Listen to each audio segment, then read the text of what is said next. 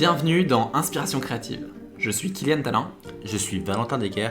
Et pendant une saison de 10 épisodes, nous allons à la rencontre des créateurs qui nous fascinent. Aujourd'hui, nous accueillons le génial Davy Mourier. Davy est dessinateur de bande dessinée. Il est connu notamment pour La Petite Mort, mais aussi pour son blog Pat Strip et a fondé un collectif qui s'appelle Une case en moins. Il a également créé des vidéos depuis très jeune. Il a été notamment animateur sur la chaîne No Life et a créé avec Monsieur Poulpe le Golden Show. Il publie d'ailleurs aujourd'hui encore chaque semaine son émission Bad News sur YouTube. Davy a une vie bien remplie et son témoignage de créateur est vraiment incroyable. Dernier petit message, si vous avez aimé les premiers épisodes d'Inspiration créative, on aimerait beaucoup que vous nous laissiez une petite note sur Apple Podcasts, iTunes, un abonnement sur Spotify. Tout ça, ça nous aide à faire connaître le podcast. On vous souhaite une très bonne écoute. Très bonne écoute. Salut Davy. Bonjour. D'habitude, quand on démarre l'épisode, on pose toujours un peu une question de fond, parfois un peu profonde ou sur tes origines. Aujourd'hui, on voulait juste te dire comment ça va aujourd'hui. Aujourd'hui ça va, vous êtes mon 4e rendez-vous. Ouais. Vu que je me suis un peu endormi avant de venir, j'ai bu un café alors que je déteste ça, et 4 chewing-gums à la caféine. Et du coup là, pendant 1 heure, je vais être bien. Très bien. Voilà. T'as une journée comme ça où tu fais tes rendez-vous ? Ouais, j'essaye. En fait, je suis pas sociable, mais j'aime bien être chez moi et j'aime bien travailler à la maison. Par exemple, je sais que Poulpe, quand on commençait à travailler ensemble, il rêvait d'avoir un bureau. Mais lui avait jamais eu de bureau. Et moi, pendant 10 ans, pour gagner ma vie, j'allais dans des bureaux, j'étais graphiste, et le soir, je rentrais chez moi et je travaillais sur mes trucs que je rêvais de faire, que ce soit de la BD ou des vidéos. Et moi, mon rêve, c'était de pas avoir à partir de chez moi. Alors que Poulpe, lui, il rêvait de partir de chez lui pour avoir un endroit pour travailler. Et donc moi, dès que j'ai pu ne pas aller quelque part, je l'ai fait. Travailler en slub, tu vois, chez toi, tranquille, c'est trop bien. et du coup, j'essaye de cumuler mes rendez-vous, là, c'est mardi cette semaine, j'essaie de cumuler tous mes rendez-vous le même jour, avec tout le monde, comme ça, déjà ça m'épuise, parce que y a des gens qui ont besoin... direct, je pars dans un truc de psychanalyse, c'est peut-être le lieu qui fait ça. Il y a des gens qui ont besoin des autres et que ça leur donne de l'énergie. C'est-à-dire, il y a beaucoup de gens qui travaillent toute la journée et à la fin de la journée, ils font on va se boire un verre !»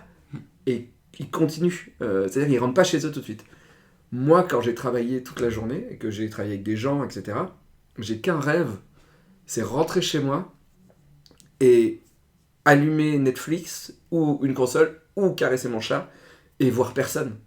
Vraiment, parce que toute mon énergie a été complètement épuisée par la journée. Et du coup, passer une soirée dans un bar, alors déjà je bois pas d'alcool et tout ça, mais où il y a plein de bruit, de la musique, des gens qui hurlent, plein de gens autour, pour moi c'est l'enfer, c'est synonyme de l'enfer. Donc du coup,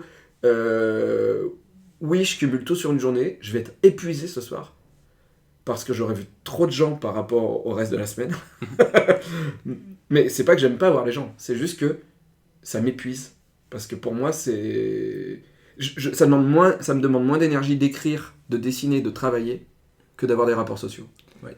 T'as l'impression que quand tu vois des gens, ça t'enlève de l'énergie pour créer après, pour écrire, dessiner, etc. Ouais, parce qu'il y a tout un... je trouve que c'est épuisant mentalement, il y a toute un décorum, un truc à faire, bonjour, comment tu vas, machin, et c'est pas naturel chez moi, parce que je dirais pas que je suis autiste, mais j'aime voir les gens pour bosser ou pour faire des choses. Ouais. Donc du coup, rendez-vous, ok, telle heure, ok, j'arrive, ok, tac, fini, ok, au revoir, je vais faire mon truc. Tu vois, j'adore les plannings, j'adore quand c'est carré. Bizarrement, dans l'art, il y a beaucoup de gens, ils sont bordéliques. Et moi, je suis surcarré. C'est-à-dire que normalement, quand quelqu'un m'embauche dans sa société, c'était le cas avant, parce qu'aujourd'hui je bosse un peu tout seul, mais les gens avaient peur parce que je faisais que des blagues sur la bite. C'est ce qui m'est arrivé quand je suis arrivé à Paris. J'ai bossé dans une société où je faisais du DVD. Okay, j'arrive, on me prend parce qu'ils me connaissaient, ils avaient vu des vidéos à moi que j'avais fait, ils avaient mis sur des DVD, et ils disent il est rigolo, ok, on va le prendre, il sait faire des trucs en After Effects, prenons-le. Donc je suis pris dans la boîte, et à chaque réunion, dès que je peux faire des grosses vannes un peu trash, je les fais. Donc du coup, quand tu fais des vannes un peu trash, personne n'a confiance en toi. Parce que t'es un rigolo. Sauf qu'au bout d'un moment, le gars se rend compte que je prends même pas de pause déjeuner, que je rentre dans les plannings, que j'ai 1 mois d'avance sur tous mes plannings, et au bout d'un an, le gars s'est dit ah mais putain, en fait je peux lui faire confiance. Et après je suis devenu directeur artistique de la boîte. Mais il y a un temps d'adaptation avant de se dire que quelqu'un qui fait des blagues peut être carré. Voilà. Ouais. On n'est pas beaucoup. Et c'est vrai que dans le milieu de l'art, on a souvent l'impression que tous les gens partent dans tous les sens et que c'est nécessaire à la créativité. Mais en fait, je pense que t'as beaucoup de gens qui ont besoin, pour créer et créer efficacement, d'avoir une discipline, d'avoir un cadre, d'avoir des habitudes, un environnement de travail où on est bien. Et ça tranche un peu avec le préjugé que tu as du créatif qui prend de la drogue et qui... c'est ça, deux anecdotes. Une anecdote, je suis très fan de Petit Luc, Les Rats de Petit Luc, un auteur de bande dessinée. Et le joint revient énormément dans ses bandes dessinées, parce que c'est un peu un nanar, ce mec. Bon, maintenant, c'est vieux, il est vieux maintenant, mais voilà. Et je l'avais vu en dédicace en 1998, un truc comme ça, donc il y a 20 ans. Et il y avait plein de gens, fumeurs de joints, avec des dreads. Des dreads, Ouais. voilà, qui venaient, qui étaient dans la queue, et moi pas du tout, tu vois. Et les gens lui posaient des questions, et à un moment, il y a un mec qui fait « Ah, qu'est-ce que tu fumes quand t'écris Ah, c'est ouf !» Et là, Petit Luc lui répond « Non, mais moi, quand j'écris le scénario, je ne fume pas, parce que c'est le meilleur moyen pour raconter quelque chose qui ne tient pas. Non, je fume quand je dois faire des dessins très longs et fastidieux. Là, oui, parce que ça se passait dans une décharge. Donc, dessiner une décharge, il disait, en fait, fumer un joint, ça me concentre. Et ça me concentre à la tâche. Mais il dit, mais jamais inventer un scénario sous drogue. Non. Du coup, ça m'a fait plaisir. Moi, j'ai jamais bu d'alcool de ma vie et j'ai jamais pris de drogue de ma vie. Sauf que j'ai fait Nerds avec Monsieur Poulpe et Didier. J'ai fait le Golden Show avec François Descraques et Monsieur Poulpe. Je fais une émission Bad News trash sur Internet. Je vous jure que tout le monde est persuadé que je suis tout le temps sous drogue ou sous alcool. Le nombre de gens qui disent ah oui, les gens ils disent viens, je te paierai une bière et tout ça. Ça ne m'intéresse pas. Vraiment, le summum pour moi c'est un coca quoi. Et encore là, j'arrête les bulles parce que j'ai des problèmes et tout ça. Mais je suis hyper sain. Et vraiment, ce qui m'éclate, c'est fabriquer des trucs. C'est la chanson de Stupéflip. C'est faire des petits... assembler des trucs... mettre des... Attends, c'est quoi la chanson mettre des petits bouts de trucs, les assembler ensemble et écouter ça tranquille dans sa chambre. Voilà. Fabriquer des trucs dans ta chambre. Créer un truc. Et après, le truc, tu le balances sur Internet, à l'extérieur. Et les gens aiment. Et t'as une communauté qui se crée. Et toi, t'étais tout seul chez toi, t'as inventé ce truc. Et ça leur plaît. Ça, c'est... Il n'y a pas au-dessus, il n'y a pas de drogue au-dessus, il n'y a pas de... alors peut-être monter sur scène, l'adrénaline avec un public, ça je kiffe. Mais c'est ça, vraiment ma motivation, c'est fabriquer des trucs avant de mourir. Vraiment. Histoire... Parce que je sais que je vais crever et j'ai l'impression de ne pas avoir le temps. Donc du coup, tout mon temps, je le mets dans fabriquer des trucs, dans laisser un message là, dans la petite mort, dans un sketch, dans un truc, parsemer le monde, éjaculer des œuvres d'art un peu partout, de manière à ce que même quand je serai mort, les gens retrouvent un petit peu des trucs à moi, quoi. Et peut-être, même après ma mort, quelqu'un se dise « Ah, c'était pas trop con, ça », tu vois. Voilà. Et est-ce que c'est quelque chose que comment tu fais pour te dire « Mon œuvre que je fais, que je produis tous les jours, les choses que j'accouche, les choses que je mets au monde, vont continuer à persister après ma mort ». Est-ce que tu essaies est-ce que tu as un cap directeur qui te fait penser qu'elles vont résister à ton absence ? Non, il n'y a rien. Et c'est l'angoisse la plus complète, la vie. Du coup, la mort aussi, mais non, c'est angoissant. Après, aujourd'hui, maintenant j'ai 43 ans, donc ça, je commence à... En fait, je gagne ma vie depuis presque 10 ans maintenant, grâce à mon cerveau. Bravo. Merci. C'était pas gagné. Vraiment, en venant d'Ardèche, c'était vraiment pas gagné. Le seul truc que je te dirais que là, pour l'instant, qui me dit que il y a un truc qui va me survivre, c'est peut-être La Petite Mort. Parce que La Petite Mort, c'est une bande dessinée. La bande dessinée, il y a plein de gens qui savent pas que c'est moi qui l'ai faite. Le dessin animé, les gens, des fois, ils voient le dessin animé, ils regardent pas si c'est le gars qu'ils avaient vu sur Golden Moustache, ou voilà. Sauf que j'ai signé tout ça, que La Petite Mort a quelque chose qui me ressemble profondément. La Petite Mort parle de la vie, et voilà, et c'est ma vision du monde. Donc du coup, La Petite Mort, elle va peut-être pas me survivre hyper longtemps, parce que on n'est pas sur des ventes comme Titeuf ou comme Astérix, tu vois, mais peut-être que... Elle va continuer à exister. Ouais. Il y a un truc qui m'intéresse quand tu dis que tu as envie de passer un message dans ce que tu crées. C'est dans ton processus de création, est-ce que tu pars d'une idée et ensuite tu te demandes comment est-ce que tu peux mettre ton message dedans, ou tu pars d'un message et tu te dis quelle histoire je peux construire autour? Non. Non. C'est peut-être le premier... Tu te fais toujours rattraper par qui tu es. Tu vois, la petite mort, en vrai, on va partir là-dessus parce que c'est quelque chose d'assez représentatif de mon travail. Donc j'invente un personnage parce que mon père est à l'hôpital, parce qu'il a fait un AVC, un infarctus. Pendant 3 jours, on ne sait pas s'il va vivre ou mourir. Et donc franchement, c'est 3 jours où tu peux pas créer, c'est 3 jours où tu peux pas travailler, c'est 3 jours où t'es pas bien, mais tu sais même pas quoi faire de la vie, en fait. Donc je griffonne comme quand t'es au téléphone, sauf que c'est 3 jours de griffonnage, tu vois, voilà. Et je griffonne la mort, parce que je suis quelqu'un d'hyper joyeux et que c'était justifié. Sauf que j'arrive pas à dessiner la mort adulte, parce que je dessine pas très bien. Donc du coup, je fais la petite mort. Donc le nom me vient très vite, la petite mort, parce qu'elle est petite, puis après je me dis, la petite mort, c'est l'orgasme. Ça, c'est un truc que j'aime bien, c'est toujours mettre des vannes de cul, même quand je fais des trucs sérieux. Voilà. Le Golden Show, c'est moi qui avais trouvé le nom. Golden Shower. Voilà. Voilà. Donc la petite mort, voilà, et le personnage reste, et j'invente un gag. Et le premier gag de la petite mort, c'est un gag simple, ça aurait pu être du boulet bill mais trash, quoi, voilà. Maman, je m'ennuie, va dehors, il fait beau, va faucher des vieux. Oh, encore. Voilà. Donc ça, voilà, n'importe qui aurait pu faire ce gag, voilà. Sauf qu'après, on me demande de développer, parce que les gens adorent, et donc du coup, je dois faire une BD entière, 96 pages. Et qu'est-ce que je raconte ? Au début, je me dis, j'invente une histoire. Donc j'invente une histoire. Et puis, peu à peu, je suis obligé de trouver un message, parce que je me dis, je peux pas faire que des gags à la Titeuf. J'ai envie d'apporter quelque chose. Et peu à peu, tu te dis que tu t'éloignes de ta vie et que tu racontes un truc complètement fou, et tu te rends compte au final que en fait t'as raconté ton enfance, que la mort de ton chat c'est la première mort qu'il y a eu dans ta vie, etc.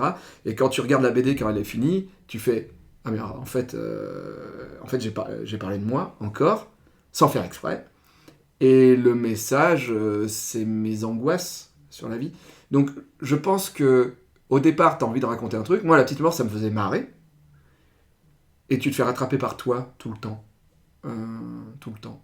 Moi, je regarde, tout ce que j'ai fait, à part certains trucs, souvent, c'est le même... ça parle de la même chose.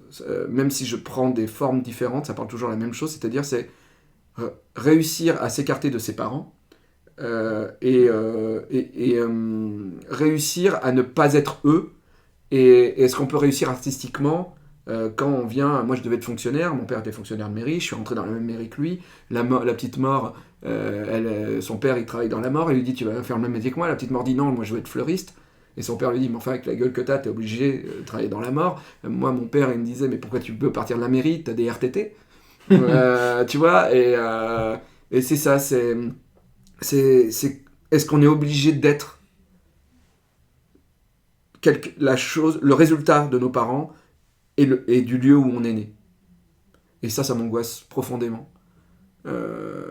Et pourtant, je suis étrangement très proche de mes parents et très proche de l'Ardèche, alors qu'il n'y a rien, tu vois. C'est pas le trou du cul du monde, l'Ardèche, c'est une hémorroïde, tu vois. Et pourtant, j'y retourne parce que c'est là d'où je viens, quoi.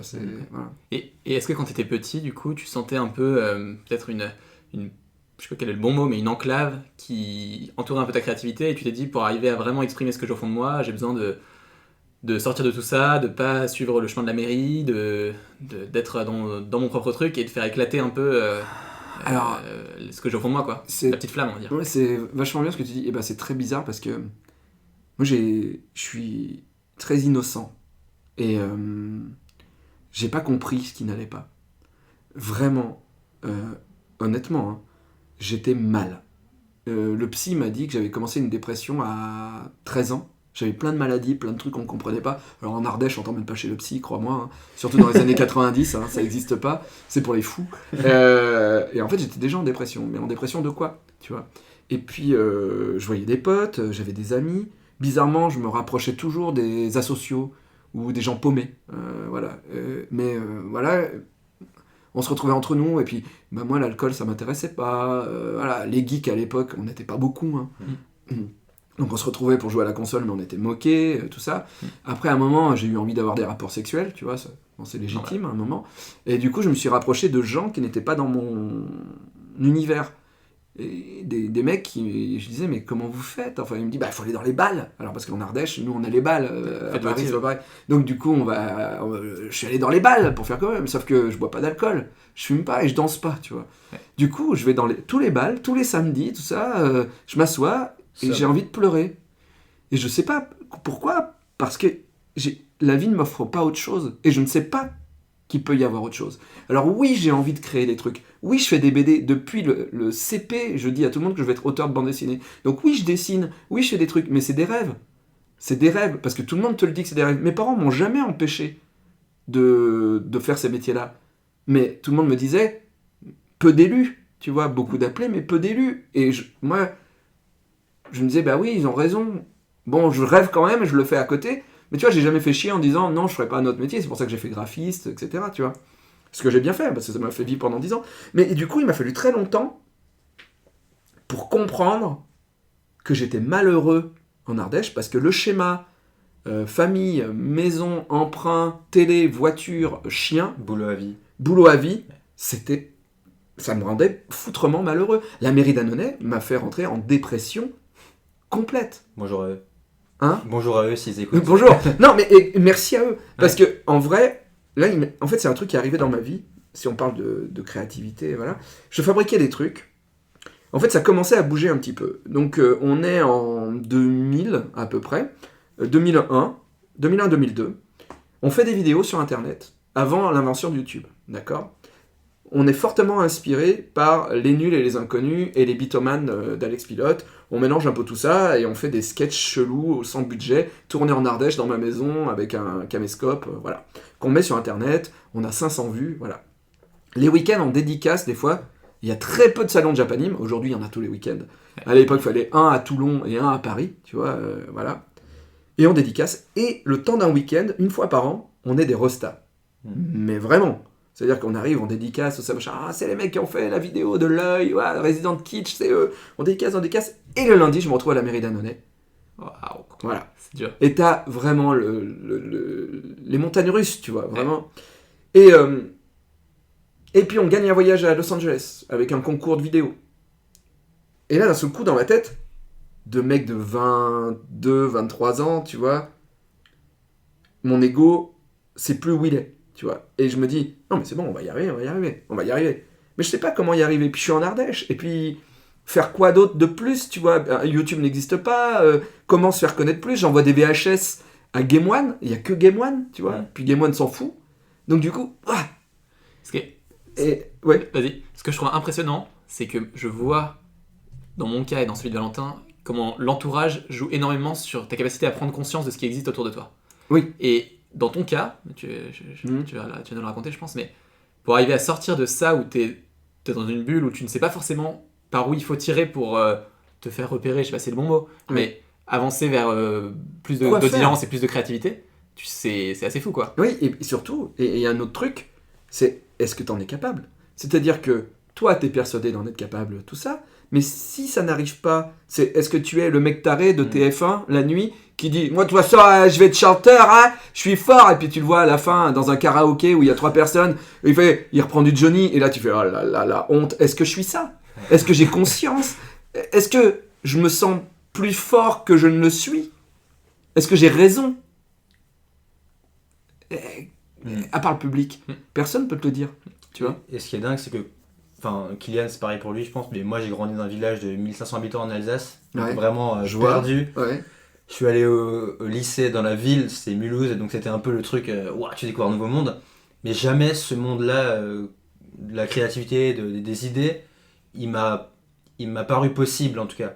Jamais ça a été un choix de carrière ou une voie qui était viable, où tu te dis, ok, c'est pas évident, mais tu peux le faire. Oui. En fait, ça n'existe pas. Non, ça n'existe pas. Ouais. Attends, j'ai une anecdote pour rebondir dessus. Attends, je finis mon anecdote. Vas-y. Et donc, je rentre en dépression suite à tout ça.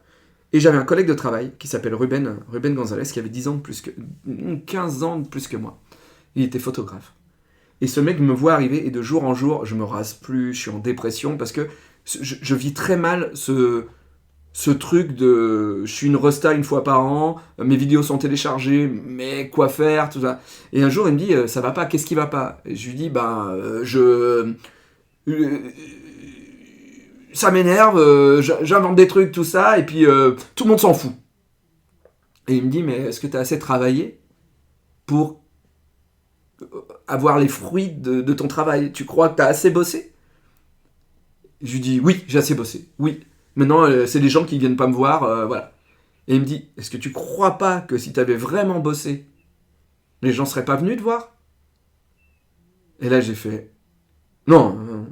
Je suis rentré chez moi, je me suis couché sur le sol à regarder le plafond pendant 2 heures, je crois. Et je suis descendu, j'ai touché le fond. Et arrivé au fond, j'ai fait, putain, je veux tout faire. Tout. Et je suis rentré à la mairie, après, on avait du temps à la mairie. J'ai téléchargé tous les concours de vidéos qu'il y avait sur un an. J'ai trouvé une liste et j'ai participé à tous les concours de vidéos pendant un an. Je montais à la mairie en cachette, j'ai demandé à mes parents de m'acheter une carte, machin. On a tout fait. Et j'envoyais partout. Tous les week-ends, je tournais. On avait plus de 100 films en un an, je crois, un truc comme ça. Il y avait de la merde, hein, vraiment, hein, c'est pas bien et tout ça. Mais on a été vus. Je me suis fait des contacts qui, des années plus tard, m'ont servi. Voilà. Et anecdote... Et après, on revient à ce que je c'est une conversation croisée, mais je trouve ça juste génial. Moi, j'avais des frissons en t'écoutant parce que... Enfin, juste un énorme respect. Non, mais c'est bravo, quoi. Tu te donnes du mal et tu sais qu'à un moment, il y a quelque chose qui va sortir de tout ça. Peut-être pas au mois 1, ni au mois 2, mais... Un jour. Si tu le fais... et que t'es pas effectivement le chanteur du karaoké du coin qui chante du Johnny, il y a un moment où tu peux pas être à côté de la plaque tout le temps, quoi. Non, et il y a un truc qu'il faut savoir, c'est qu'il y aura toujours un mec plus talentueux que toi. Mais toi, il faut que tu sois moins feignant que ce mec talentueux. Parce que je suis sûr qu'il y a plein de gens qui sont beaucoup plus forts que moi, déjà en dessin, en BD, en trucs comme ça, sauf qu'ils n'ont pas ma force de travail. Je pense que mon talent, c'est d'être taré et de pas abandonner et de continuer tout le temps. Et donc je sors une BD qui s'appelle La Petite Mort, blablabla, et j'étais dans un collège en Ardèche qui s'appelle le collège de la Lambardière, et je suis sélectionné pour participer à un truc de livre, tu vois, rencontre, et on m'envoie dans mon collège de mon enfance rencontrer les élèves pour leur parler de mon BD dans mon CDI où je lisais des Astérix. Le Retour du Prince, quoi. Ouais, et les gamins, voilà, ils me parlent et tout ça, je leur parle de la BD, ils sont là, waouh, un auteur de BD. Et là, je leur dis, mais j'étais dans ce collège, avec le même collège que vous. Et les gamins ne m'ont pas cru. Ils ne m'ont pas cru parce que ce que tu disais, c'est ça, c'est-à-dire, non, nous on est en Ardèche, un mec connu ne peut pas venir d'ici. Je peux pas. Et on souffre de cette acceptation aussi. Ouais, et ça, ce que tu dis, ça rayonne sur l'idée reçue que tu as au début, c'est qu'on va te choisir. Oui. C'est que c'est toi, Davy, qui va être pris pour être à la télé ou qui va être pris pour être sur YouTube. C'est ça. Et tu l'as bien dit, en fait, tu te rends compte que c'est toi qui te choisis toi-même et c'est toi qui vas chercher ce que tu fais, tu vois. Il y a une citation à laquelle j'ai pensé quand tu parlais de ce que tu disais avant, c'était être tellement bon qu'on ne peut pas t'ignorer. Mm-hmm. T'es tellement partout, tu pousses tellement toutes les portes qu'au fait, au final, une année, tu vas s'ouvrir et tu vas rentrer dedans, quoi. C'est ça. Plutôt que d'attendre que t'es dans le couloir et que la porte s'ouvre, tu vois. Non, tu t'abats toutes les portes, tu fais tous les étages. Et il y a un truc qu'il faut savoir aussi, c'est que tu seras jamais autant heureux que ce que tu le rêves. C'est-à-dire que moi, je rêvais d'être auteur de bande dessinée. Maintenant, je le suis. Et franchement, des fois, je suis en train de dessiner, je signe une BD pour un gamin, et je m'imagine moi à la place du gamin avant, et j'ai un sourire parce que, putain, ce métier, je le voulais, je l'ai eu, et je l'aime, ce métier. Et j'aime le fait que le gamin, il va partir et il sait pas lire, et son père va lui lire comme mon père me lisait des BD, et qui a fait naître cette passion en moi, tu vois. Mais, j'ai jamais éclaté de joie de ouf, parce qu'en vrai, tu le mérites.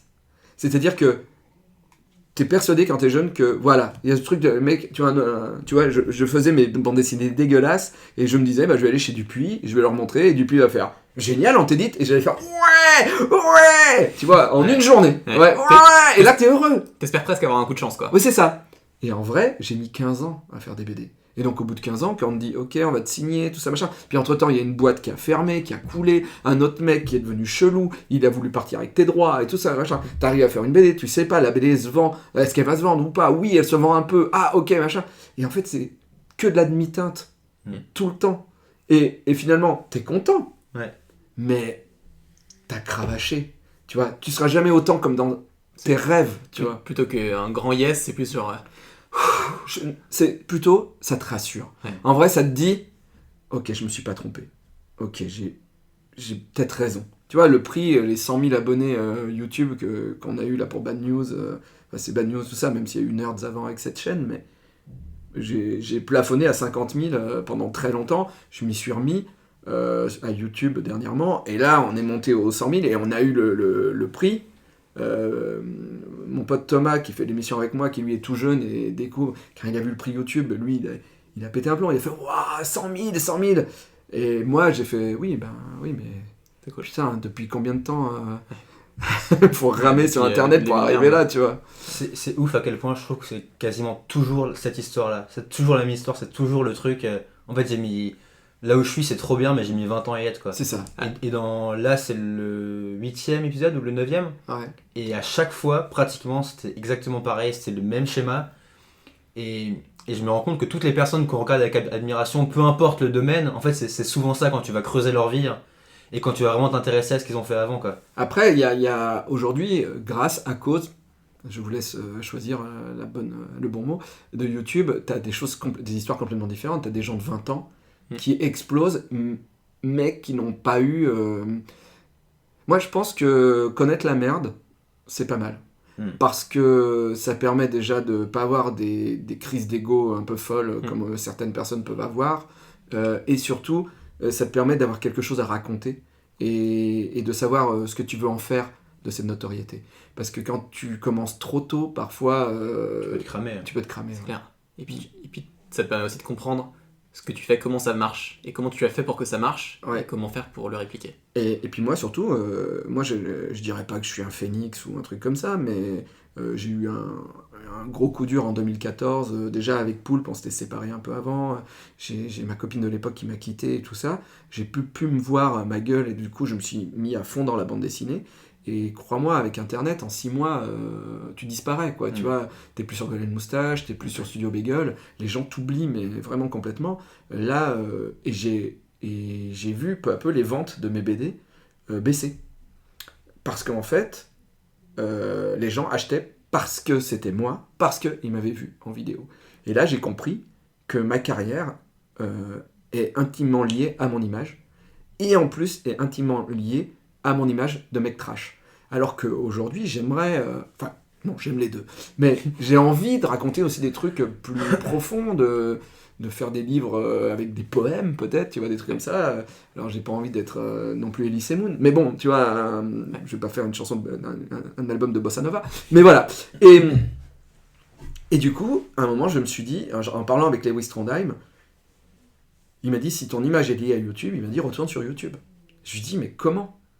Et donc, à un moment, je me suis dit, ok, je l'ai fait il y a 20 ans. Ok, je suis pas trop con, j'ai encore des contacts dans le milieu.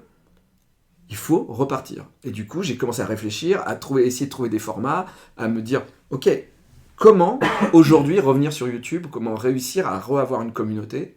Et du coup, j'ai commencé à bosser avec Thomas, tout ça. C'est lui qui m'a proposé de reprendre Bad News, un truc que j'avais créé en 2009. Et d'un seul coup, ça s'est remis à marcher, et tout ça. Et là, on est sur une pente montante, donc c'est cool. Une pente montante, oui, une pente descendante, une pente... Oui. Pourquoi pas. On est dans des escaliers qui montent, ils descendent aussi. Une colline, voilà. Enfin bref, ça reprend. Ça reprend, la communauté est revenue, en dédicace, les gens viennent nous voir, ils ont envie, voilà. Et moi, j'ai l'impression d'être mort une fois, déjà, quand même. Ouais, je comprends. Et est-ce que c'est, du coup pour rebondir, est-ce que c'est quelque chose qui te fait peur en tant que créateur de perdre un peu cette communauté, cette audience que tu crées? Oui, je l'ai perdu une fois. Ouais. Oui. Ok. Parce que c'est très versatile. C'est très très versatile. Et puis surtout, on est beaucoup. Comme je disais, beaucoup d'appelés, peu d'élus. Mais avec YouTube, aujourd'hui, quand même, pas mal d'élus, quand même. Tu vois, bon, il y a encore plus d'appelés. Ouais. Mais on est beaucoup. L'offre, elle est énorme. En bande dessinée aussi. Il y a combien de bandes dessinées qui sortent par semaine, par an? C'est fou. Donc du coup, oui, c'est dur. C'est dur. Et toi, en tant que dessinateur, en même temps, tu fais des vidéos. Est-ce que comment tu fais pour essayer de sortir un peu de la masse et te différencier? Est-ce qu'il y a des choses que tu t'efforces d'appliquer? Non. Le seul truc que je me force un peu à faire, c'est la communication via Instagram ou les choses comme ça. En vrai, moi, ça va avec ce que je vous disais, moi, ce qui m'éclate, c'est de fabriquer. Donc, quand j'invente une BD, il faut que je m'éclate moi. En vrai, je ferais pas une BD si ça m'amusait pas de le faire. Donc du coup, je m'éclate moi, je fais et je fabrique mon truc. Ce qui m'emmerde. On a l'impression que t'as joui là. Ouais, tout va bien, tout va bien. J'ai juste une demi-molle. Mais du coup, moi, ce qui m'intéresse pas, c'est la com après. Mais en vrai, aujourd'hui, je me rends compte qu'il y a des BD que je suis pas, que je vais pas trop faire de pub, mais ça se vend pas. Donc du coup, moi, je suis obligé. Sur Instagram, dans Bad News, je suis obligé de rappeler qu'il y a une BD qui est sortie, et tout ça. Ça m'emmerde un peu. Mais en vrai, c'est le nerf de la guerre aussi, parce que si mes BD se vendent pas, bah après les éditeurs, ils vont pas me demander de continuer à faire de la BD, et du coup, je m'éclate plus. Ouais. Donc ça fait partie des règles du jeu qui construisent ton monde aussi, quoi. Ouais, c'est ça, ouais. Okay. Est-ce que dans ta carrière au sens large, donc YouTube, BD, tout compris, t'as le sentiment d'avoir eu des paliers? Tu t'es dit, pendant 2-3 ans, c'était au même niveau, et d'un coup, il y a eu un projet où il y a eu un truc qui s'est passé, t'es passé un peu... Ouais, dans ma vie, il y a eu la création d'une case en moins, ça c'est vraiment le tout petit premier palier, mais qui a fait qu'on était diffusé dans les films faits à la maison sur Canal en 2002, tu vois, un truc comme ça. Donc là, il y a des gens qui ont commencé à se dire, ces mecs savent faire des trucs, c'est ce qui m'a donné l'idée de pouvoir partir à Paris. Ensuite, il y a eu Nerds avec No Life, et Poulpe et Didier, donc là, Nerds, là on a eu une communauté. Là, vraiment, à partir de Nerds, là, il y a eu des gens qui me suivent encore aujourd'hui grâce à Nerds. Ça m'a vraiment créé un vivier de personnes attachées à moi. Voilà, j'ai touché leur enfance, leur adolescence, vraiment. Ensuite, il y a eu le Golden Show. Alors ça, c'est vraiment un palier hyper important. Le palier qui a tout détruit et en même temps apporté plein de choses. Parce que on est monté trop haut, trop vite, on a été copié. Le Golden Moustache, Studio Bagel, Canal+ nous voulait, et là on a explosé en vol, je pense, à ce moment-là. Et après, moi, il y a eu La Petite Mort, qui a été un autre truc, que ce soit la BD qui est devenu un dessin animé, qui est devenu un jeu de société, qui est un truc important. Et ça, c'est les paliers, je dirais, les 3-4 paliers les plus importants de ma vie. Et qu'est-ce qui fait que c'est des paliers? Est-ce que c'est l'ampleur du projet? Est-ce que c'est... C'est le public. C'est à partir de là où les gens... Après, c'est un peu différent. Alors, des paliers, il y a plusieurs types de paliers. Ouais, c'est ma question. Paliers avec le public où je me suis senti en sécurité avec le public, c'est ces paliers-là où j'ai fait « Ah, ok, ce que je dis peut intéresser des gens. Oui. Ah, ok, ce que je dis peut intéresser des gens. Ok, ce que je dis peut faire rire des gens. Ok. » Donc ça m'a un petit peu validé dans mon idée que voilà. Mais le truc qui m'a le plus validé de ma vie, je dirais, c'est le rendez-vous à Canal avec Alexandre Astier, rendez-vous qui n'a servi à rien, hein, mais bon, en tout cas, moi, ça m'a servi à moi dans ma vie. C'est que on était produit par Alexandre Astier et par comment il s'appelle Harry Torgman. Donc Alexandre Astier et Harry Torgman se mettaient ensemble, donc Bref et Kaamelott se mettaient ensemble pour produire le Golden Show dans le Grand Journal sur Canal. Énorme. Avec ça, on s'est dit, roi du monde. On est les rois du monde. On arrive dans les bureaux de Canal, on se dit voilà. Et là, Alexandre Astier, on est 3 assis sur un petit canapé. Il y a François à ma droite et il y a Poulpe à ma gauche. Et Alexandre Astier en face de nous, en train de parler à quelqu'un de Canal. de très important à Canal. Et Alexandre Astier ne nous regarde pas, regarde la personne de Canal et dit « Moi, pendant longtemps, j'ai essayé de faire un sketch show. J'ai jamais réussi. Avec Antoine Decaune, on voulait faire un sketch show. C'est trop dur. C'est hyper dur à faire. Et ces mecs-là, ils savent le faire. Ces mecs-là, ils ont du talent. » Et que Alexandre Astier dise ça, sans nous regarder, ça valide quasiment tout le travail que tu as fait avant. Parce que tu dis, ok, ce mec-là me trouve drôle. Donc si ce mec-là me trouve drôle parce que moi je le trouve drôle, ça veut dire que je me suis vraiment pas trompé. Et à partir de ce jour-là, avant je disais, quand les gens disaient vous êtes un artiste et tout ça, je disais non, je suis pas un artiste, tout ça. Aujourd'hui, j'accepte le mot artiste. Voilà. C'est une énorme validation, quoi. Oui, c'est ça. Et ça, c'est des... Tu parles d'audience et de validation extérieure. Est-ce qu'il y a eu des paliers plus internes par rapport à ton art, ta créativité, par rapport à entre guillemets ton niveau de création ou... J'ai du mal à mettre un mot là-dessus. Une confiance, tu veux dire, une sorte de confiance artistique, quoi. Où tu dis, ok, là, j'ai fait ça, maintenant, je me sens prêt pour faire un truc plus haut que je pensais pas être prêt il y a 2 ans, quoi. Alors, non, bizarrement, parce que tout ce que j'ai fait, c'est que des accidents. C'est-à-dire que Nerds, on rêvait de faire une série parce qu'on avait vu Friends, etc. Et moi, je rêvais de faire une série, puis avec mes potes aussi, voilà. Et quand No Life s'est lancé, ils ne nous demandaient pas de faire une série. Ils nous demandaient des sketchs qu'on avait déjà fait pour les diffuser. Moi, je leur dis, nous, on va vous faire une série. Ils ont dit, ok, si vous voulez, ils sont fous, mais ok. On n'a pas de budget, il n'y a rien, voilà. Donc, ok, on se voit avec les potes et tout ça. Et là, on commence à fabriquer une vraie série, mais c'est-à-dire avec des cliffhangers, avec des personnages qui s'aiment, machin, tout ça. Et ça, on l'a fait sans faire exprès. C'est-à-dire que c'était pas prévu. Et d'un seul coup, on l'a fait. Et un jour, un gamin... mais j'avais pas encore compris qu'on avait fait une série. Et un jour, un gamin... Ça faisait 1 an qu'on diffusait Nerds. Et un gamin, il m'a dit mais alors, est-ce que Dark et Caroline, ils vont se marier un jour? Et je fais putain, ils se demandent ce qui va se passer dans le scénario. Ah putain, c'est une vraie série.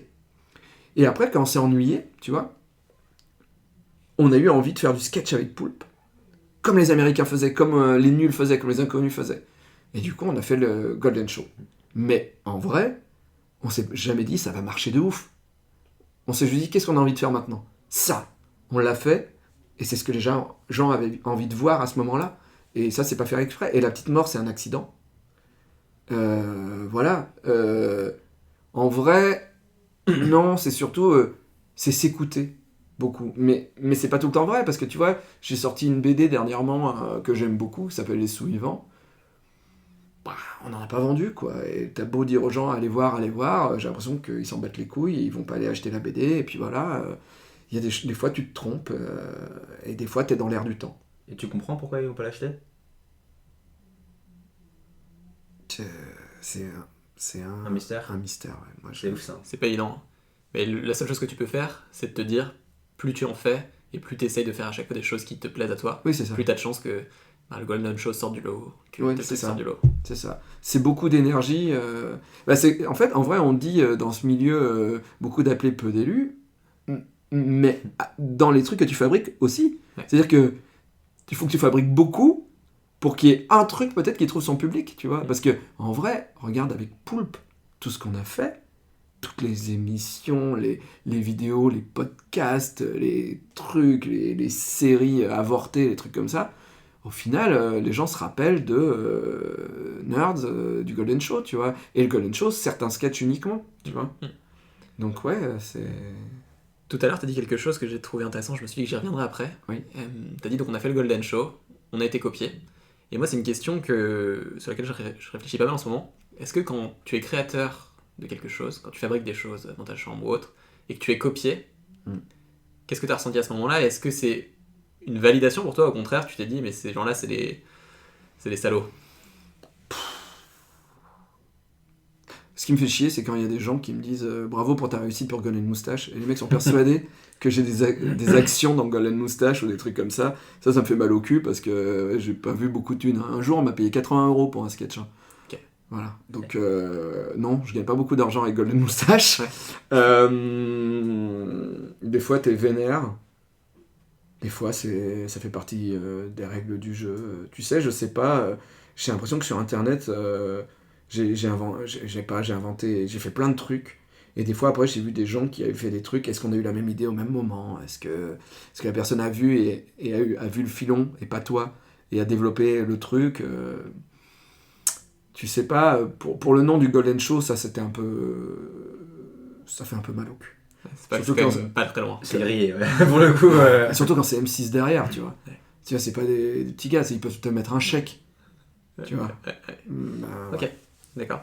Et alors, complètement autre sujet, mais je réfléchissais à ton parcours un petit peu et à ta personnalité en tant que créateur. Je n'utilise pas le mot artiste parce que je trouve que le créateur, ça te va bien. Peut-être que je me trompe. Ça va, non, okay. non, ouais. Et je lisais pas mal de choses sur la créativité ces derniers temps. Il y a une des caractéristiques qui revenait quand on crée, c'est le jeu, l'envie de s'amuser. Est-ce que toi, c'est quelque chose qui est primordial quand tu crées, de toujours faire quelque chose où tu t'amuses? En ce moment, ça va moyen parce que j'ai été obligé de créer une boîte de prod pour pouvoir continuer à m'amuser. Mais je suis obligé de faire de la paperasse, de parler avec des gens qui ont des cravates, des chemises, et ça me rend malheureux. Si je fais ce métier-là, si je suis auteur de bande dessinée, c'est parce que je n'ai jamais voulu quitter l'enfance. Si je bois pas d'alcool, si je fume pas, c'est parce que je n'ai jamais voulu quitter l'enfance. Et je vais jamais plus détester quelqu'un que quelqu'un qui va me forcer à être adulte. Donc oui, ce métier, c'était obligé que je fasse ce métier-là. Et si j'étais malheureux à la mairie, si j'étais malheureux dans mes trucs, c'est parce qu'on me laissait pas m'amuser et jouer. Et dès que je m'ennuie, moi je déteste l'ennui. L'ennui, quand j'étais enfant, je disais je m'ennuie. Maintenant je suis adulte, je m'ennuie jamais. Mais tu vois, avec ma copine, j'avais pas beaucoup de vacances parce que j'ai dessiné une BD cet été. On a pris 2 jours, on est parti à Budapest. On a fait 11 escape games en 2 jours et demi. J'adore. Je n'ai pas vu Budapest, on n'a pas vu Budapest. On a fait que des escape games et on a quasiment gagné tout le temps, parce qu'on en fait tout le temps. On achète des jeux de société et on fait des escape games en jeux de société. C'est Unlock. Unlock, tous fait, les Unlock, tous. Voilà, je vis pour continuer tout le temps à être un enfant, pouvoir tout le temps dire des gros mots et à aucun moment faire chut, attention quand même, maintenant à notre âge, tu vois, non, je veux mourir vieux jeune, quoi. Enfin, tu vois, je veux pas être rattrapé par cette merde qui est l'âge adulte, tu vois. Je veux pas être con, je veux pas... J'ai l'impression que les adultes jouent un rôle. Et qu'ils oublient ce que l'enfance nous apportait, tu vois. Je pense que tu as tendance à être touché par les conventions sociales aussi, parfois vouloir un peu trop rentrer dans le rang. C'est ça. Alors quand t'es enfant, dire dans le bus « Ah, t'as vu le monsieur, il est moche ?» Oui, c'est ça. Tu vois, ma copine, des fois, ça lui fait bizarre, mais c'est vrai, on rentre dans des trucs où il y a des gens en cravate, tout ça, pour des rendez-vous, puis je m'en vais, je fais... Et des bisous, hein. Et vraiment, les gens, ils font... À la banque, tu vois, des trucs comme ça. Et mon banquier, la dernière fois, je lui parlais en disant... Ben oui, et je disais des gros mots. Et je les vois, les gens qui font genre... Puis tu sais, ils sont... Et puis bon, mon banquier, il me sourit un peu, parce que... Et j'aime bien ce truc un peu de pouvoir, où, tu sais, t'as l'enfant, mais qui est un peu réussi. Alors du coup, les gens avec des cravates, ils sont obligés de dire... Toi, tu dis oui, parce que, une bonne sodomie, les enculés, tout ça. Et t'as un mec qui fait genre... oui. Ah oui, parce que... Et ça, j'adore. T'as inversé le statut, quoi. C'est ça, inverser le statut, c'est génial. Il y a des proches, ils disaient un truc que j'adore. Il y a une interview où des proches, ils disent aujourd'hui, mon kiff, c'est d'appeler TF1, d'avoir la secrétaire, et de faire une voix, dire allô, bonjour, je voudrais parler à Étienne Moujotte, s'il vous plaît. Et la secrétaire a fait il est en rendez-vous, il n'est pas là, c'est de la part de qui ? De Pierre, des proches ? Je vais voir s'il peut décrocher. Et là, il dit, et là, tu te sens... Là, t'es bien. Ouais, ça fait kiffer. Mais moi, j'aime bien forcer les gens à se remettre au niveau de l'enfance. J'aime bien ça. Est-ce que... Tu parles beaucoup de jouer, d'être enfant. Est-ce que quand tu crées, il y a quand même une dose de souffrance ? Ça dépend ce que tu crées. Pas une boîte de prod. Une boîte de prod, c'est BD, énormément de souffrance. Ça dépend ce que tu crées en BD. Par exemple, dernièrement, j'ai fait 2 BD pour les gosses, 3. J'ai fait les As de la jungle, j'ai fait Super Caca, et j'ai fait les chatons contre dinosaures et chatons contre licorne. Chatons contre dinosaures, chatons contre licorne, Super Caca. Alors là, c'est vraiment, je me remets en mode Club Dorothée. Je me dis, qu'est-ce qui me manquait au Club Dorothée ? Qu'est-ce que j'ai pas eu dans les animés que je kiffais enfant ? Ok, je vais mettre des transformations, je vais mettre des trucs, et là vraiment c'est... Et on dirait que les dinosaures, ils ont envahi Saint-Malo, et on dirait que les chatons, ils se transforment en Power Rangers, et on dirait que ils ont un pouvoir quand ils fusionnent, comme dans Dragon Ball, et qu'ils sont super forts, et ils font des pelotes de l'énergie pour combattre, et tout ça, et voilà. Et alors là, vraiment, j'ai 10 ans, et je m'éclate, mais vraiment. Et à côté, j'ai des BD où je fais des carnets, où La Petite Mort, l'album de La Petite Mort sort le 25 novembre. Super. Et là, je parle d'écologie, de trucs, et de ce qui me fait flipper de l'être humain. Je parle de cannibalisme, parce que je suis persuadé qu'à un moment, quand on n'aura plus d'animaux, on va commencer à se bouffer entre nous, tout ça. Et ça, c'est plus dur à fabriquer. Mais en vrai, c'est selon les bandes dessinées. Là, peut-être j'ai envie de repartir sur mes carnets. J'avais des carnets intimes, 41 € pour une poignée de psychotropes, où je parlais de ma psychanalyse, etc. Quand je me mets dans ce mode-là, c'est beaucoup plus dur, et en même temps, c'est extrêmement kiffant. Ouais. Parce que... Ce rapport, il est marrant, cette dualité. Rendre jolie la dépression, rendre beau la détresse de la rupture, c'est hyper kiffant. Et se dire, là, les gens, là, ça va les toucher. Ce mot-là, ça va mettre des mots sur leur truc, et les gens en dédicace viennent te voir, et je fais, c'est exactement ce que j'avais vécu. En fait, on l'a tous vécu. C'est juste que ce mot-là te touche. Parce qu'il est dit d'une certaine manière. La Petite Mort, moi j'adore, à la fin, faire pleurer les gens. Parce que je les fais rire tout le long, et à la fin, les faire pleurer. Maîtriser ce que le lecteur va ressentir en lisant, alors que t'es pas là, c'est un kiff. Ouais. C'est un kiff.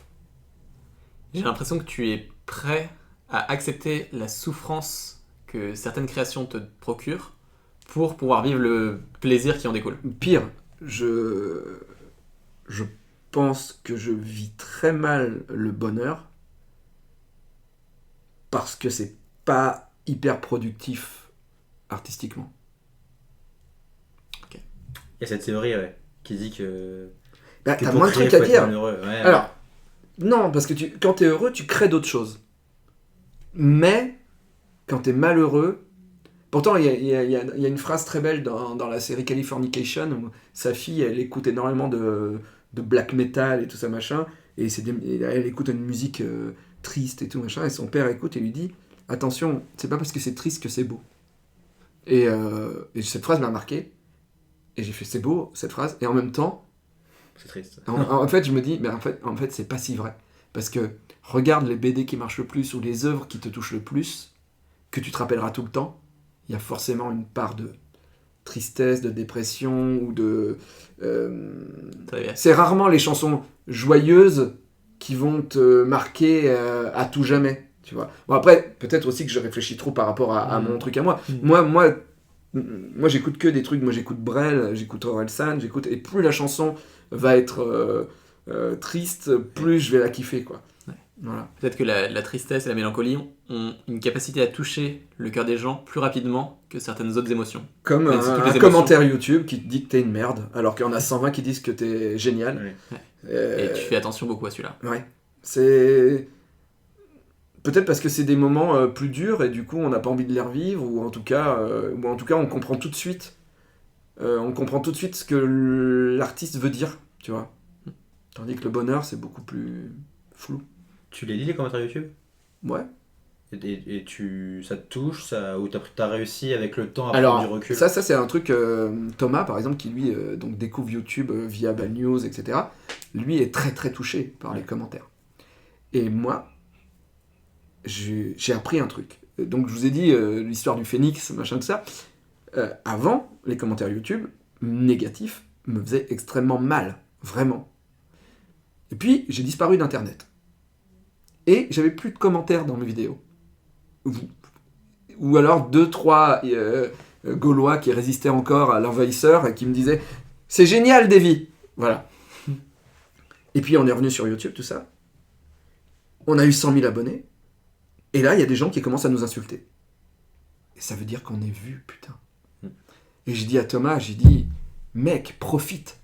Plus tu te fais insulter, plus ça veut dire que tu énerves des gens, plus ça veut dire que t'es regardé, et plus ça veut dire que t'es revenu sur le devant de la scène. Donc en vrai, la notoriété ne va pas sans ces gens qui sont pas contents que tu sois plus connu qu'eux. C'est la base.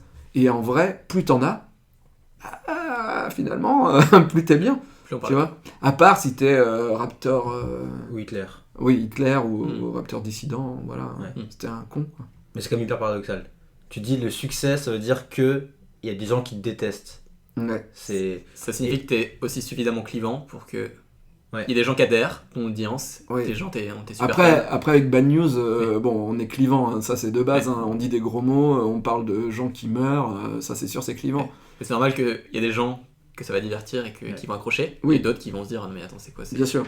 Mais en vrai, les insultes sur Bad News, il y en a quasiment pas. Hein. Là, j'ai eu une insulte dernièrement parce que on vit grâce à Tipeee. Et c'est un mec qui nous insultait en disant « Ah, tu réclames de l'argent, va travailler plutôt chien. » Tu vois. Et là, tu te dis, en fait, ça c'est un mec qui est jaloux, qui veut de la thune. Et il dit, oui, vous leur donnez de l'argent alors que leur vidéo, elle coûte 5 balles et ils vont acheter des t-shirts de Tortue Ninja ou aller boire, a écrit en gros, aller se mettre des caisses avec votre argent. Alors déjà, jamais, je mettrais parce que je bois pas d'alcool. Donc au pire, j'achèterais effectivement peut-être un t-shirt Tortue Ninja avec la thune. Et oui, c'est ça. Et en plus, moi, en vrai, je touche quasiment pas d'argent vu que je le donne à Thomas qui monte les émissions. Pour l'instant, on gagne pas assez pour que je me rémunère vraiment dessus. Donc voilà. Et en vrai, le mec se rend pas compte que Thomas, il passe ses semaines à faire du montage. Il faut avoir créé un moment, quelque chose, pour se rendre compte que tu mérites juste d'avoir un petit quelque chose. C'est ça. Voire plus. Mais que le temps que tu passes et l'énergie que tu passes et YouTube, c'est gratuit. Très bien. Mais à un moment... pas en plus me cracher dessus parce que je touche quelque chose. Et puis surtout, nous, on produit toutes les semaines une émission. Et là, à Noël, on va faire une émission tous les matins pendant 24 jours. Et moi, Bad News, là, je suis en train d'écrire. Maintenant, ça me prend 3-4 jours par semaine pour écrire. Je suis pas rémunéré, tu vois. Donc à un moment, si les gens... Moi, le seul deal que je dis, c'est où je dis aux gens, si vous voulez que l'émission continue, ben voilà, c'est Tipeee. Sinon, à un moment, on va arrêter, parce qu'en vrai, je suis pas débile non plus. En vrai, il vaut mieux que je fasse des bandes dessinées et que je paye des croquettes à mon chat, plutôt que je m'éclate à dire des gros mots dans une émission sur YouTube. Et pour rien, tu vois. Voilà. Et au début, c'était surtout, vraiment, au tout début, on s'est relancé sur YouTube pour rien. Donc du coup, à un moment, tu as envie d'équilibrer la balance, tu vois. Et puis surtout, nous, sur YouTube, notre proposition, elle est couillue, parce que, crois-moi, on est bien démonétisé. Hein. J'imagine, c'est pas ce que YouTube a envie de voir. On sera jamais mis en avant par YouTube. Nos 100 000 abonnés, ça a été à la sueur du clic, tu vois. Ouais, parce que, YouTube, ils ont envie d'avoir des trucs où ils peuvent mettre des pubs dedans. Et vous, non. Nous, non. Il y a 3 questions qu'on aime bien poser en fin de podcast. Oui. La première, je vais la formuler un peu différemment aujourd'hui. Avec Valentin, on crée des choses. Ouais. Donc on aime bien poser une question pour prendre un conseil à la fin, auprès de toi qui est un peu plus expérimenté, beaucoup plus même. Est-ce qu'il y a quelque chose que tu t'es toujours appliqué à faire dans ta création, dans ta façon de créer, pour continuer à développer des créations ? Waouh!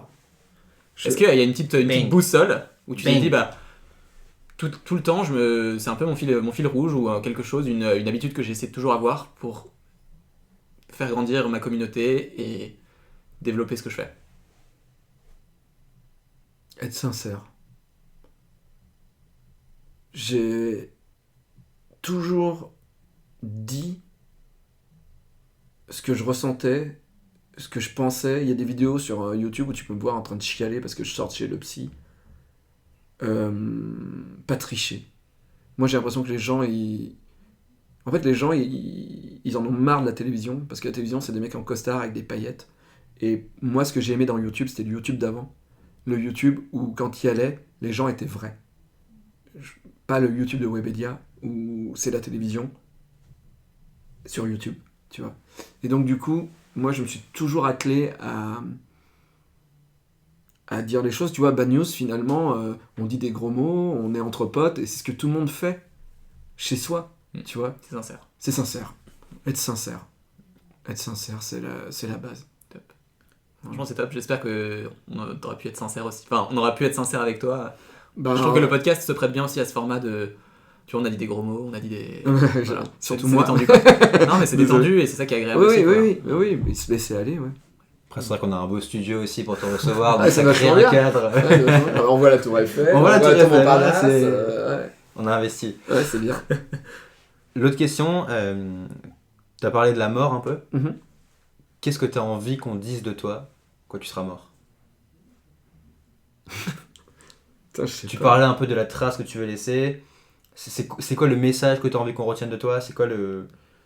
Alors, je sais pas, mais un truc genre... je sais... Le truc qui flatterait mon ego, ça serait de dire... comment il a pu faire rentrer tout ça en une vie? Tu vois, ça, c'est le meilleur truc, je trouve. Ouais, c'est super. Et sinon, sans flatter mon ego... enfin, ça flatte un peu, mais un peu moins, mais c'est plus... c'était rigolo. Il était rigolo. Ouais, il était rigolo. Ouais, c'était rigolo. Quand j'ai préparé l'intro de Alexis Michalik, le podcast qu'on a fait, je me suis dit, putain, il a 36 ans, il a 4 Molières, il a un film, il a un bouquin, enfin c'est monstrueux quoi. Ouais. Et là c'est exactement ça, c'est ce truc là, et toi, enfin ça sera pareil quoi. Ouais, peut-être un peu moins de trucs, mais ouais. C'est ouf, tu vois, c'est te dire que tu as commencé avant 2000. Oui, alors, toujours tu vois, là où je suis heureux, là où je suis heureux, tu vois, j'ai commencé la BD en 2009, on est en 2019. 10 ans. Et j'ai fait plus de 24 albums de BD. C'est hallucinant déjà. Et je suis éditeur de BD, et donc déjà, dans ma collection, il y a 5 BD, donc si tu les cumules, voilà, j'arrive presque à 30 albums en 10 ans. C'est énorme. Ouais. Je suis content. 2 à 3 par an, c'est un rythme. C'est fou. C'est super, c'est clair. Ouais. Et du coup, ça nous amène, c'est très bien parce que ça nous amène à une dernière question qui est plus une conclusion. On adore faire un petit cadeau à nos invités qui ont accepté de prendre le temps de venir discuter de créativité avec nous. Habituellement, on pose une question qui est: est-ce que tu es plutôt livre ou BD? Mais sachant que toi, tu aimes la BD, ouais. Voilà, on a une petite BD pour toi que l'on t'offre, qui n'est pas emballée aujourd'hui car elle vient. C'est mon exemplaire personnel. Que je n'ai jamais lu. C'est vrai, toi? Oui, mais c'est un vrai cadeau. Je la rachèterai parce que c'est une de mes BD préférées. Merci. Mais Eh ben on m'a dit que du bien de. Alors c'est pas très radio. C'est, oui, Léo Aldébaran, ouais. L'intégrale. Et on m'a dit que du bien de cette BD. Alors c'est un peu différent. Tu vas pas trouver de Black Salas, tu vas pas. Ah non, oui, je me doute. Avec Giro, ouais. Mais c'est une science-fiction, juste des personnages super bien travaillés, une histoire de folie, de colonisation de planètes. Voilà, juste, je pense que tu vas adorer. C'est hyper prenant, c'est hyper touchant. C'est une de mes plus belles références. Donc, merci beaucoup. Voilà, merci beaucoup. Et effectivement, vous êtes bien tombé en BD parce que je n'arrive pas à lire des livres où il n'y a pas d'image. Parce que j'ai l'impression que ça va pas assez vite, parce que je suis obligé de lire les décors. Et c'est nul, alors qu'une BD, t'as déjà les décors. C'est vrai. Et là, le dessin est très beau. Ouais, je vois ça. Merci beaucoup. Davy, merci à toi. Franchement, c'était trop bien. C'était extra. Je sais pas, j'ai l'impression qu'il y a eu une vraie proximité, un truc qui s'est créé, donc merci. Bah ouais, vous avez touché ma bite. Donc... de l'ascenseur en venant. Ça sera le mot de la fin. Merci à très bientôt. Merci. Ciao. Salut. Merci d'avoir écouté ce 7e épisode. C'était franchement une rencontre passionnante avec Davy, on a beaucoup aimé le rencontrer. C'est quelqu'un de super simple et qui a un parcours incroyable depuis ses débuts à Annonay jusqu'à maintenant. Si vous avez aimé l'épisode, parlez-en autour de vous, vraiment c'est comme ça qu'on essaie de fonctionner, sur le bouche à oreille, donc ça nous fera très plaisir que d'autres le découvrent grâce à vous. On vous souhaite une très bonne semaine et puis à la semaine prochaine pour le prochain épisode. Salut!